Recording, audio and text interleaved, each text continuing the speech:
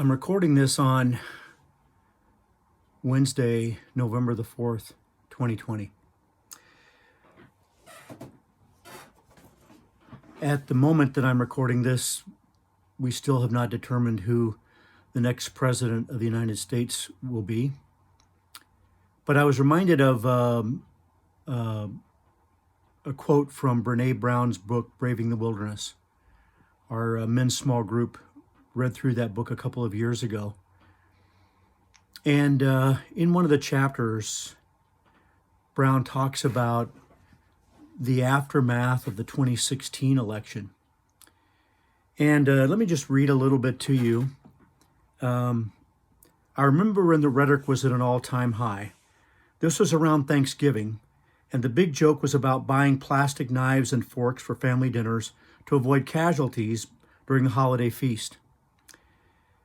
All I could think about was Veronica Roth's dystopian novel Divergent, in which people choose factions based on their personalities. The axiom was, quote, faction before blood, more than family, our factions are where we belong, end of quote. Now that's scary. But what's even scarier is that it's starting to edge closer to our reality than the nightmarish fiction it was conceived to be. Walking away from people we know and love because of our support for strangers we really don't know, can barely believe, and definitely don't love, who for sure won't be there to drive us to chemo or bring over food when the kids are sick. That's the shadow side of sorting. Family is the one group that most of us choose to negotiate rather than, quote, sort out of our lives, end of quote. Even if the polarizing politics of recent events have unmasked some core value differences between us and the people we love, severing that connection feels like the last resort. I want to extend that out a little bit beyond family. I'm a Christian. I belong to a church. And I know that there are people who are of different political persuasion than I am, and have probably voted differently than I did in the most recent election. I belong to other sorts of groups. I belong to running groups, at least two of them. And I know that there are people in those groups that have different political views than I do. I know these people. In some cases, I worship with them. In other cases, I run with them. It would be extremely sad if somehow, as Brown points out, people we really don't even know, all we have seen is perhaps we've seen them in a rally, or we've seen them on television, we've seen the commercials, we've seen the well-crafted political rhetoric that they generate.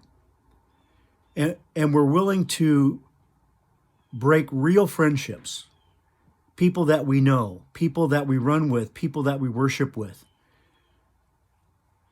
We're willing to alienate and break those relationships because of our loyalties to people that do not know us and we do not know them.